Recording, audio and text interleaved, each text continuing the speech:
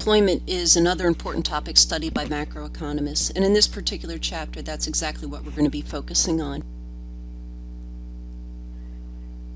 The unemployment statistics are produced by the Bureau of Labor Statistics, which is part of the U.S. Department of Labor. Every month, what the Bureau does is they survey 60,000 households, and in the survey, they try to get an indication of who is employed, who's unemployed, and who's not part of the labor force. These are things we'll take a further look at in just one second. Now, when they're doing the survey, what they're trying to do is find out of the adults in the household who would fit into one of those three categories of employed, unemployed, or not in the labor force. And by adult, what we mean are people that are 16 years or older. The reason we cut off anyone younger than 16 is because we don't consider them employable. A lot of states have child labor laws which prevent you from working until you're 16 unless you had the permission of an adult. So again, we just focus on people who are employable. That's why we don't include people who are institutionalized. And by that means people who are in jail.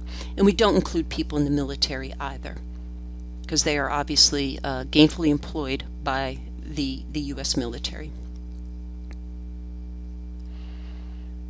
When the BLS does their survey, they divide people, the adult population, into one of three categories. One category is you're employed. That means you worked for pay in recent times. And basically it doesn't discriminate between whether you worked 40 hours a week or you worked 1 hour a week. As long as you received pay for any type of employment, you are considered employed. For unemployed people, those are people who could not find any kind of paid employment but who were actively looking for work. So even if you currently have a job and you are looking, the fact that you have a job and are being paid makes you employed. You cannot be both employed and unemployed. So again, unemployed people are just those who are actively looking for work. So that would not include, for instance, students who don't want jobs. That would not include retired folks or stay-at-home parents. And for the rest of the adult population, if you're not employed or unemployed, you're not part of the labor force. The labor force are those who are in the adult population who are employed or unemployed. Regarding the unemployment rate, that is the percentage of the labor force that is unemployed. So very simply, you look at the number of unemployed people, divide it by the labor force, which again, remember the labor force is the number of employed and unemployed, and multiply it by 100 and you get your unemployment rate. The labor force participation rate is also a statistic we're interested in because we want to know of the adult population what percentage is genuinely wants to contribute to the economy. Who really wants to work? And that number can fluctuate for various reasons. Labor force participation, for instance, increased after the civil rights movement, after the women's lib movement. Why? Because there were a lot more opportunities for minorities and for women after those movements.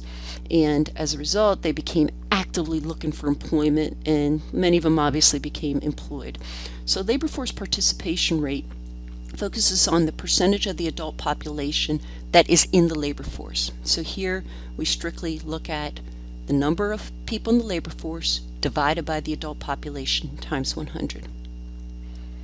Here's some statistics from December 2010. Now, you can use these statistics to calculate the labor force, the unemployment rate, the adult population, as well as the labor force participation rate. And I encourage you to take the time now to calculate those statistics before proceeding on with the video. I will work out these calculations for you in the next few slides.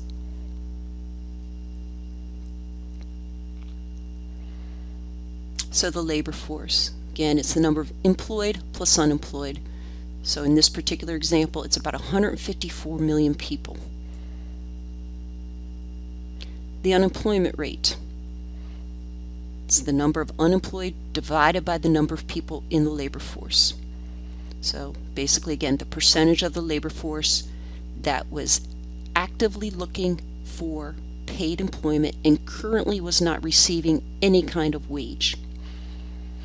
So in December 2010, the unemployment rate based on the data provided, was 9.4%. Regarding the adult population, again, the adult population would include the employed and the unemployed, which is the labor force, plus those who were not in the labor force. So you're looking at about 239 million adults in the population.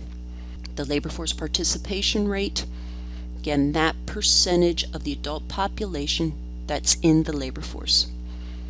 And in December 2010, that was 64.3% of the adult population. So that's kind of interesting there, right? You're looking at about 36% of those who are 16 years old and older and are not institutionalized or not in the military. 36% of people don't even want to participate in the labor force. Again, these are your retirees.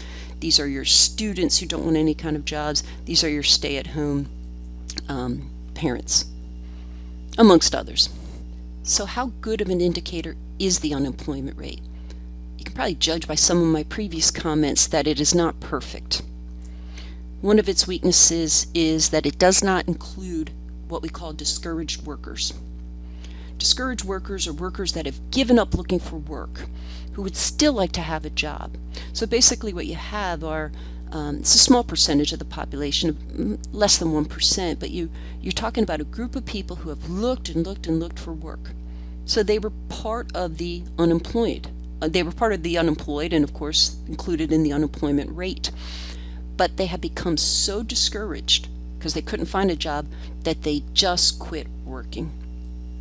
And so once they quit working, they're no longer considered unemployed. Remember, to be unemployed, you have to be actively seeking paid employment.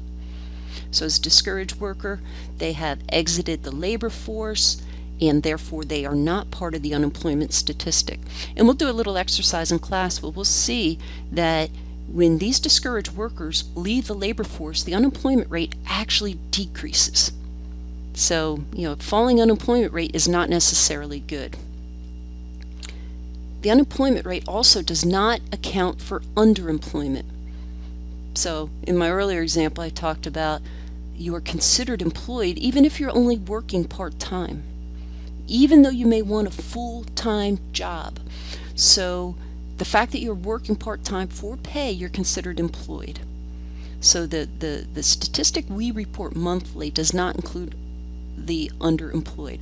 Now the BLS does produce other statistics, unemployment statistics that pick up underemployment and discourage workers and things like that. But the main statistic that you hear in the press, that does not include discouraged workers or underemployed workers.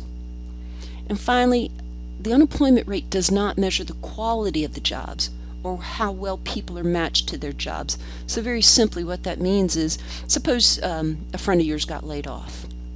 She had been working in middle management and really enjoyed that and was hoping to work her way up, just enjoyed the job. But unfortunately, there's a downturn in the economy and she was dismissed.